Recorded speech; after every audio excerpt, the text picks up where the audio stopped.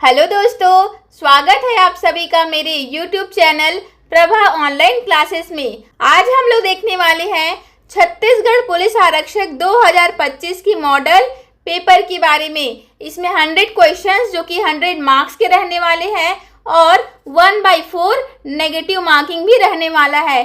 तो आप लोग क्या करेंगे, वीडियो को लास्ट तक देखना और कितने क्वेश्चंस आपके गलत हुए यह मुझे कमेंट करके ज़रूर से बताना, क्योंकि एग्जाम में सही क्वेश्चंस कितने किए इससे कहीं ज़्यादा मैटर करता है कि आपने कितने क्वेश्चंस गलत किए। तो इसलिए हमको गलत कम से कम करनी है और सही क्वेश्चंस ज़्यादा से ज़्यादा लगाने हैं, ठीक है। तो चलिए क्वेश्चन से स्टार्ट करते हैं। पहला क्वेश्चन है, भारत का संविधान कब लागू हुआ? 15 अगस्त 1947 को, 26 जनवरी 1950, 26 जनवरी 1949 या 2 अक्टूबर 1950 को। तो भारत का संविधान कब लागू हुआ था? 26 जनवरी 1950 को, ठीक है। अगला प्रश्न है, भारत की पहली महिला प्रधानमंत्री कौन बनी थी? तो पहली महिला प्रधानमंत्री थी इंदिरा गांधी जी, ठीक है। जय जवान जय किसान का नारा किसने दिया था? महात्मा गांधी, जवाहरलाल नेहरू, लाल बहादुर शास्त्री या सुभाष चंद्र बोस? तो किसने दिया था? लाल बहादुर शास्त्री ने। फ्रेंड्स, आप मेरे साथ साथ आंसर लगाते जाएंगे जिससे आपको एग्जाम में कॉन्फिडेंस मिलेगा और जितने भी क्वेश्चंस आपने याद किए हैं वह कंठस्थ होते जाएंगे, ठीक है। अगला प्रश्न है, गीता किस ग्रंथ का हिस्सा है? तो किस ग्रंथ का हिस्सा है? तो महाभारत। यूएनओ का मुख्यालय कहाँ है? पेरिस, न्यूयॉर्क, लंदन या टोक्यो? तो यूएनओ का मुख्यालय कहाँ है? तो न्यूयॉर्क में, ठीक है। अगला क्वेश्चन है, भारत का सबसे बड़ा राज्य क्षेत्रफल के आधार पर कौन सा है? तो कौन सा है क्षेत्रफल के आधार पर? तो राजस्थान। अगर बोलता जनसंख्या के आधार पर कौन सा है? तो उत्तर प्रदेश। जनसंख्या के आधार पर सबसे बड़ा राज्य उत्तर प्रदेश है, ठीक है। भारत के राष्ट्रपति का कार्यकाल कितने वर्ष का होता है? तो कितने वर्ष का होता है? तो 5 वर्ष का, ठीक है। क्विक वे में करवा रही हूँ क्योंकि यह मॉडल पेपर है, ठीक है। अगर आपको डिटेल में सॉल्यूशन चाहिए तो आप मेरे वीडियो वाले सेक्शन में जाकर के देख सकते हैं, मैंने वहाँ पे डिटेल में आपको पढ़ाया है। भारतीय राष्ट्रीय कांग्रेस की स्थापना कब हुई थी? 1885, 1890, 1901 या 1915 में? तो कब हुई थी? 1885 को, 28 दिसंबर 1885, ठीक है। डेट याद रखेंगे, कभी कभी ये वाला डेट भी पूछता है। अगला प्रश्न है, भारत का राष्ट्रीय गीत कौन सा है? ये ध्यान देंगे, यहाँ पे गीत बोला गया है। वंदे मातरम, जन गण मन, सारे जहां से अच्छा या जय हिंद? तो राष्ट्रीय गीत कौन सा है? तो वंदे मातरम। अगर बोला जाता है राष्ट्रीय गान कौन सा है? तो कौन सा है? जन गण मन को राष्ट्रीय गान कहते हैं और गीत किसको बोलते हैं? वंदे मातरम को बोलते हैं। एशियाई खेलों की शुरुआत कब हुई थी? तो एशियाई खेलों की शुरुआत हुई थी 1951 में। पौधे अपना भोजन किस प्रक्रिया से बनाते हैं? श्वसन के द्वारा, प्रकाश संश्लेषण के द्वारा, परासरण या अपघटन? तो किस प्रक्रिया से बनाते हैं? तो प्रकाश संश्लेषण की क्रिया द्वारा पौधे अपना भोजन बनाते हैं। हमारे शरीर में रक्त शुद्ध करने का कार्य कौन करता है? तो कौन करता है रक्त शुद्ध करने का कार्य? गुर्दा। इसकी इकाई क्या होती है? इसकी इकाई होती है नेफ्रॉन, ठीक है। यह भी याद रखेंगे, एग्जाम में पूछता है। बल्ब का फिलामेंट किस धातु का होता है? तांबा, टंगस्टन, लोहा या एल्यूमिनियम? तो बल्ब का फिलामेंट जो होता है वह टंगस्टन धातु का होता है। पृथ्वी का उपग्रह कौन सा है? तो चंद्रमा को पृथ्वी का उपग्रह कहते हैं। मैं सारे ऑप्शंस नहीं पढ़ रही हूँ क्योंकि यह क्या है? मॉडल पेपर है। कितने क्वेश्चंस आपके सही हो रहे हैं, कितने क्वेश्चंस गलत हो रहे हैं, आप काउंट करते चलिएगा। मनुष्य में रक्त का लाल रंग क्यों होता है? मनुष्य का रक्त कौन से कलर का होता है? लाल रंग। क्यों होता है? क्योंकि रक्त में किसकी उपस्थिति होती है? हीमोग्लोबिन यानी कि HB की उपस्थिति होती है, इसलिए रक्त का रंग लाल होता है, ठीक है। विटामिन सी की कमी से कौन सा रोग होता है? स्कर्वी, रिकेट्स, एनीमिया या नाइट ब्लाइंडनेस? तो देखो विटामिन सी की कमी से होती है स्कर्वी, ओके, ये होती है विटामिन सी की कमी से। रिकेट्स रोग जो होता है वह विटामिन डी की कमी से होती है। विटामिन ए की कमी से होती है क्या चीज? रतौंधी, जिसको बोलते हैं नाइट ब्लाइंडनेस, ठीक है। बी की कमी से होता है बेरी, और सी की कमी से होता है स्कर्वी। विटामिन डी की कमी से होता है रिकेट्स, ओके। अगला प्रश्न है, मानव शरीर की सबसे छोटी हड्डी कौन सी है? तो छोटी हड्डी सबसे मानव शरीर की कौन सी है? तो स्टेप्स। ये कहाँ पे पाई जाती है? इसको स्टेपनी भी बोलते हैं। स्टेपनी कहाँ पे पाई जाती है? तो कान के अंदर जो हड्डी होती है उसको स्टेपनी कहते हैं, ठीक है। पेनिसिलिन की खोज किसने की थी? तो पेनिसिलिन की खोज किसने की थी? तो अलेक्जेंडर फ्लेमिंग ने, ठीक है। एमएस वर्ड किस प्रकार का सॉफ्टवेयर है? मैंने इसको आप डिटेल में वीडियो में बताया था, आपका हरिराम पटेल सर वाले सीरीज में मैंने इसको एमएस वर्ड को डिटेल में डील करवाया है। वहां से डायरेक्ट क्वेश्चन पूछा गया है, आप लोग देख सकते हैं। इसीलिए मैं बोलती हूँ हरिराम पटेल सर की जितने भी बुक्स वाले एमसीक्यूज है उसको सारे वीडियोस को आप वॉच कीजिए। मैंने प्लेलिस्ट बना रखी है, वहां से आप चेकआउट कर सकते डायरेक्टली, या मैं यहाँ पे नीचे वीडियो के डिस्क्रिप्शन में आपको लिंक प्रोवाइड कर दूंगी, ठीक है। उसको उस वीडियो को एग्जाम में देख करके ही जाना, तभी आपको कंप्यूटर में सारे क्वेश्चंस बनाने में बहुत ही हेल्पफुल होंगी, ठीक है। तो एमएस वर्ड किस प्रकार का सॉफ्टवेयर है? तो एप्लीकेशन सॉफ्टवेयर है। एप्लीकेशन सॉफ्टवेयर क्या होता है? जब हम किसी स्पेसिफिक पर्पस के लिए, किसी एक ही पर्पस के लिए हम सॉफ्टवेयर का यूज करते हैं उसको एप्लीकेशन सॉफ्टवेयर कहते हैं। और जब सिस्टम में ऑलरेडी फीड रहता है, पहले से बना हुआ रहता है, उसको सिस्टम सॉफ्टवेयर कहते हैं। तो एमएस वर्ड क्या है? एप्लीकेशन सॉफ्टवेयर है, ठीक है। इंटरनेट का जनक किसे कहते हैं? तो इंटरनेट का जनक किनको कहते हैं? तो चार्ल्स बेबेज को। यह भी मैंने डील करवा रखा है generation of computer Hariram Patel sir की बुक वाले क्वेश्चंस में, ठीक है। कंट्रोल प्लस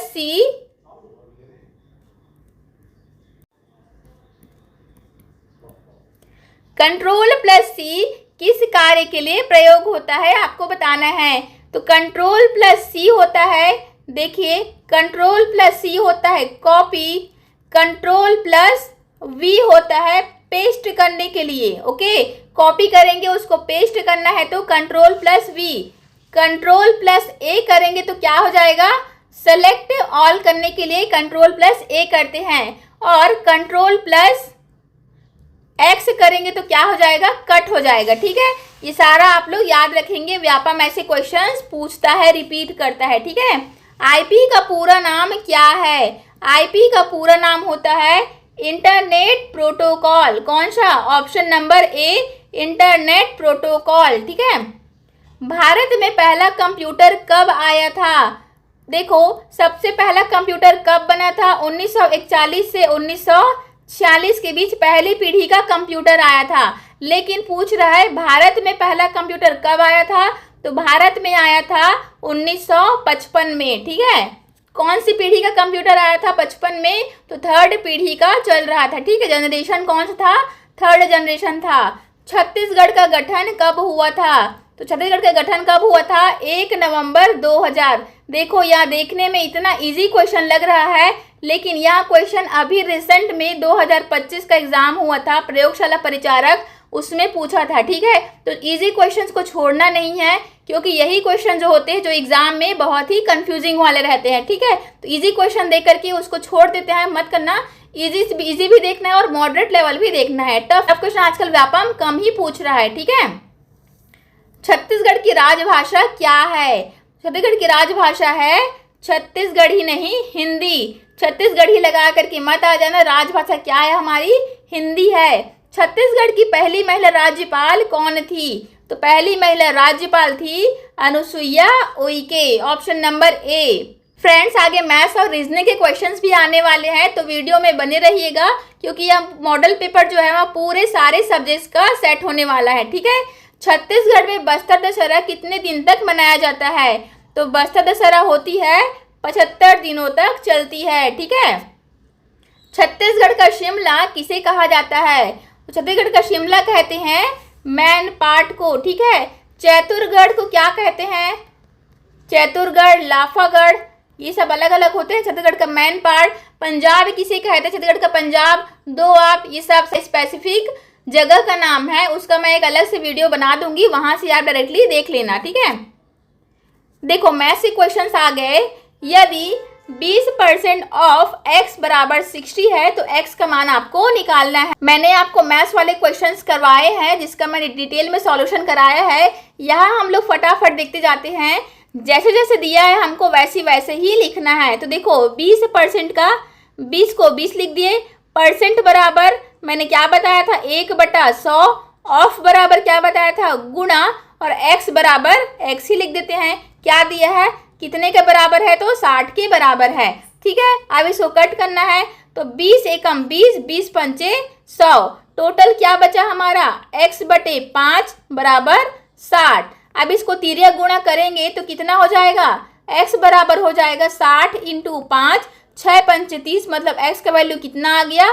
30 आ गया। ऑप्शन नंबर सी, ठीक है। अगर आपको परसेंटेज सॉल्व करने में प्रॉब्लम हो रही है तो आई बटन में लिंक दे दूंगी, वहां से जाकर के आप चेकआउट कर सकते हैं। वहां पे मैंने बेसिक से लेके एडवांस तक की आपको परसेंट के क्वेश्चन कैसे सॉल्व करना है डिटेल में बताया है, ठीक है।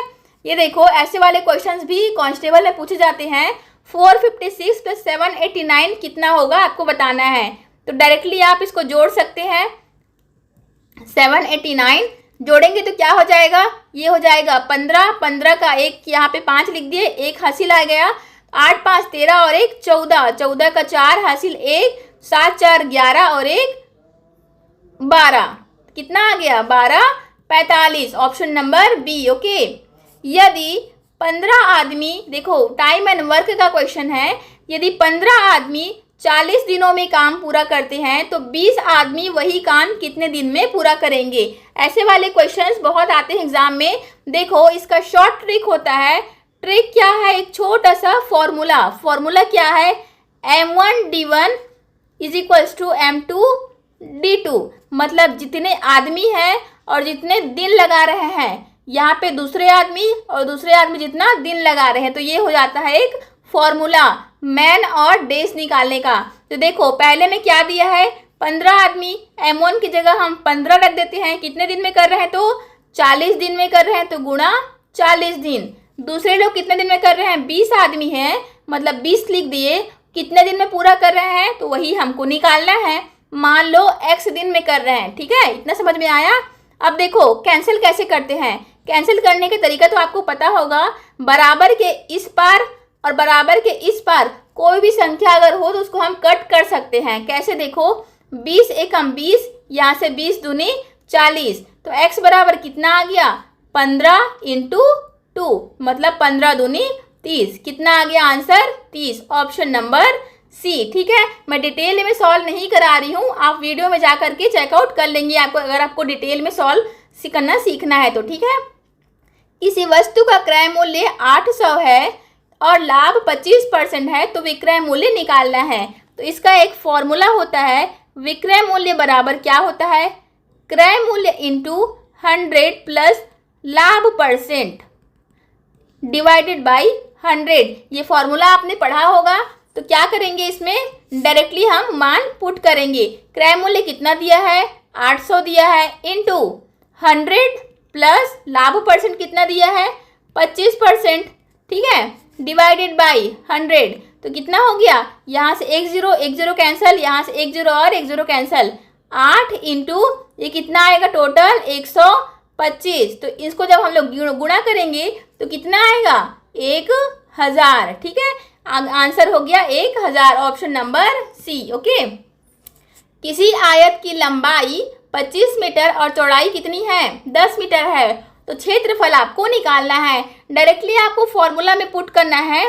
फॉर्मूला अगर पता रहेगा तो आपको सॉल्व करने में आसानी हो जाएगी, ठीक है। क्षेत्रफल बराबर क्या होता है?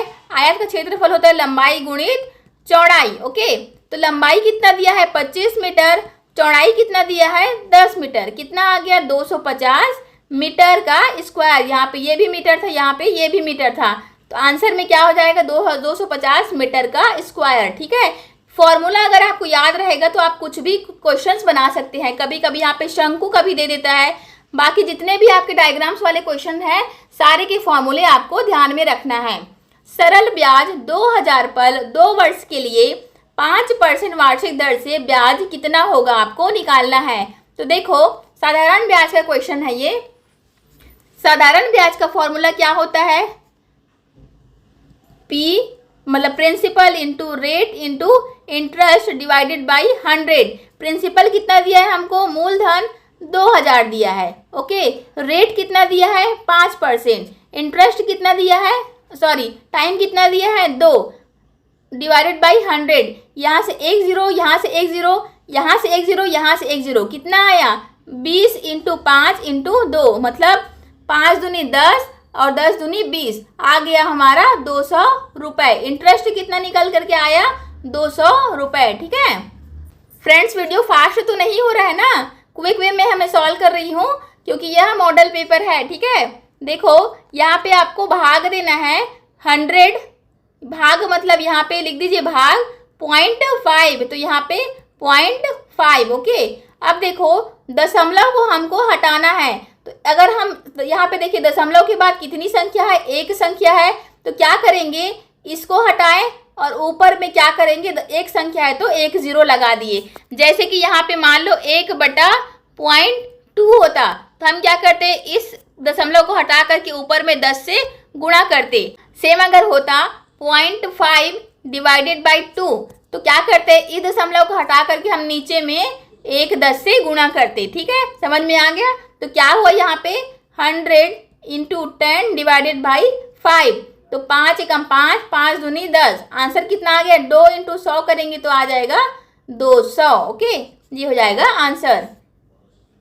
अगला प्रश्न है, एक ट्रेन 60 किलोमीटर प्रति घंटा की रफ्तार से 2.5 घंटे में कितनी दूरी तय करेगा आपको बताना है। देखो फॉर्मूला क्या होता है हमारा, चाल बराबर दूरी बटे समय, इतना होता है। अब देखो चाल कितना दिया है हमारा 60 किलोमीटर, दूरी हमको निकालना है, मान लो x है, समय कितना दिया है 2.5 घंटे, तो 2.5 ये हो गया। अब देखो मैंने अभी आपको बताया दशमलव के बाद यहाँ पे एक संख्या हो तो दशमलव को हटाकर क्या करेंगे, ऊपर में 10 से गुणा कर देंगे, इतना हो गया।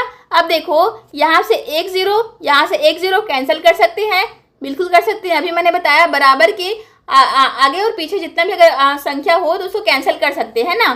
तो क्या हो जाएगा, इसको जब तिर्यक गुणा करेंगे तो 6 इंटू 25 बराबर x, तो 25 छक्के कितना होता है, 25 छक्के होता है 150, ऑप्शन नंबर डी, ओके। देखो ये टॉपिक मैंने अलग से आपको वीडियो में समझाया हुआ जिसको काफ़ी सारे व्यूज़ भी मिले, उसके लिए बहुत बहुत थैंक यू। जिन्होंने भी वीडियोस नहीं देखा है उसको मैं बोलना चाहूँगी आप जाकर के वीडियोस देख लीजिए। डिटेल में मैंने आपको बेसिक से लेके एडवांस तक के अनुपात समानुपाती क्वेश्चंस करवा रखे हैं, ठीक है। देखो a अनुपात b बराबर 3:4 दिया है, b अनुपात c बराबर 2:5 दिया है, तो a b c आपको निकालना है।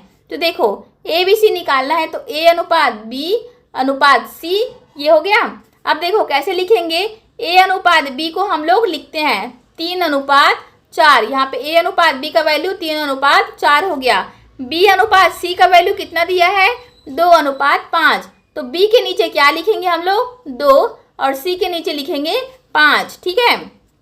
तो कितना हो जाएगा, अब मैंने बताया था इस b को हम लोग क्या करेंगे बराबर करेंगे, इस b को बराबर करेंगे तो देखो यहाँ पे 4 है, यहाँ पे 2 है, बराबर कब होगा, जब हम नीचे वाले में 2 से गुणा करेंगे तब b का वैल्यू बराबर हो जाएगा। तो देखो नीचे वाले में जब 2 से गुणा करेंगे तो a का वैल्यू पहले से कितना है 3 है, b का वैल्यू कितना आ गया 4 आ गया, लेकिन इस 2 से हमको सिर्फ b से गुणा नहीं करना है, इस 5 से भी गुणा करना रहेगा, मतलब c के वैल्यू से भी गुणा करना रहेगा। तो 5 दूनी 10, ये हो गया आपका आंसर।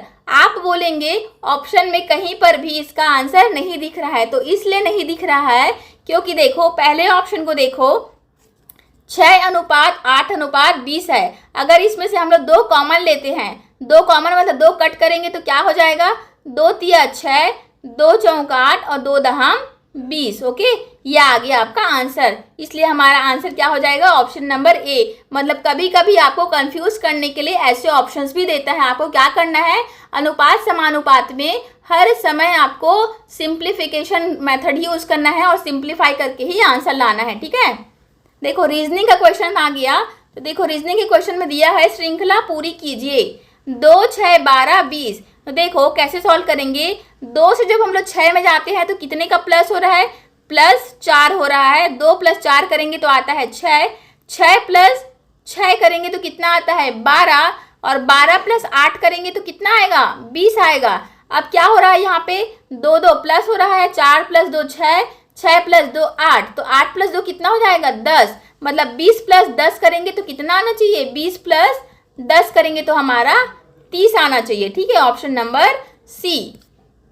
अगला प्रश्न देखिए, यदि रैम का संबंध कंप्यूटर से है तो व्हील का संबंध किससे होगा आपको बताना है। यहाँ आपके एनालॉजी का क्वेश्चन है। देखो रैम क्या होता है, रैम कंप्यूटर के मेमोरी होती है, वैसी प्रकार मतलब रैम से ही क्या चलता है हमारा कंप्यूटर चलता है। वैसे व्हील मतलब होता है चक्का, चक्के से हमारा क्या चलता है, चक्के से हमारा साइकिल चलता है, ठीक है। कार मत लगा देना। किसी कोड में डॉग का कोड इतना दिया हुआ है 4157, कैट का कोड दिया है 3128, तो गोट का कोड आपको निकालना है। तो देखो डॉग को कैसे लिखा गया है 4157, तो देखो डी का प्लेस वैल्यू कितना होता है 4, ओ का प्लेस वैल्यू कितना होता है 15, और जी का प्लेस वैल्यू होता है 7। वैसे ही देखो यहाँ पे सी का प्लेस वैल्यू कितना होता है 3 होता है, ए बी सी करते हैं ना, तो ए बी सी जो है तीसरे स्थान पर आता है, ए किसरे स्थान पर आता है, ए पहले स्थान पर आता है, और टी 28वें स्थान पर आता है। तो गोट का क्या हो जाएगा, देखो गोट का हो जाएगा जी कौन से स्थान पर आता है, तो जी 7वें स्थान पर आता है। ओ कौन से स्थान पर आता है, ओ 15वें स्थान पर आता है। ए कौन से स्थान पर आता है, ए पहले स्थान पर, और टी 28वें स्थान पर आता है। तो आंसर क्या हो जाएगा 7 15 128। यहाँ पे ऑप्शन नहीं दिया है क्या, हाँ ये गलत दिया है, आंसर हो जाएगा ये वाला, ठीक है। तो समझ में आया क्या बोली मैं, प्लेस वैल्यू को आपको पुट करना था, ओके। अगला क्वेश्चन है 3 का जो संबंध 27 से है 4 का संबंध किससे होगा आपको बताना है। तो यह भी एनालॉजी का क्वेश्चन है। देखो 3 को अगर हम क्या लिखेंगे, 3 का अगर हम क्यूब करेंगे तो कितना आएगा 27 आएगा, ठीक है। इस 3 को लेकर के हमने इसका क्यूब किया तो कितना आ गया 27 आ गया, मतलब ये वाला अंक आ गया। अब देखो इस 4 को लो, अब 4 का क्यूब करेंगे। क्यों करेंगे, क्योंकि हमने पहले वाले अंक में 3 का क्यूब किया था, वैसे दूसरे वाले अंक में क्या करेंगे वहां भी क्यूब करेंगे। अगर हम यहाँ पे स्क्वायर करते 3 का स्क्वायर, तो हम क्या करते यहाँ पे भी स्क्वायर करते, ठीक है। तो 4 का क्यूब कितना हो जाएगा 4 चौक 16 और 16 चौक 64। Option number A. जो भी आप यहाँ पे परफॉर्म कर रहे हैं, जो भी एक्शन परफॉर्म कर रहे हैं, आपको सेम एक्शन यहाँ पे परफॉर्म करना पड़ेगा, ठीक है। एनालॉजी का यही रूल होता है। दिन का संबंध सूर्य से है तो रात का संबंध किससे है आपको बताना है। तो देखो दिन में क्या निकलता है हमारा सूरज जी निकलते हैं, और रात में क्या निकलते हैं, रात में निकलते हैं चंद्रमा, ओके। तो दिन का संबंध सूर्य से है तो रात का संबंध चंद्रमा से है, ठीक है। फ्रेंड्स यहाँ 50 क्वेश्चंस थे जिसके मॉडल पेपर मैंने बता दिया आपको, क्विक रिवीजन करवाया है आंसर के साथ। अगर आपको डिटेल में देखना है वीडियो तो इस दिए गए आइकन पे क्लिक करो, वहां पे आप करके आप डिटेल में वीडियोस देख सकते हैं, ठीक है। साथ ही मैंने हरिराम पटेल सर की डिटेल में MCQ क्वेश्चंस करवा रखे हैं हरिराम पटेल सर के बुक का, तो वहां पर भी आप जाके चेकआउट कर सकते हैं, क्योंकि कंप्यूटर के क्वेश्चन ऐसे हैं जो हर एग्जाम में पूछे जाते हैं, क्योंकि वहां पे अमीन पटवारी की क्लासेस चलती हैं, तो वहां से भी आप देख सकते हैं। तो वीडियो आखिर तक देखने के लिए बहुत बहुत धन्यवाद। दूसरे वीडियोस को भी जरूर से वॉच कीजिएगा। Thank you.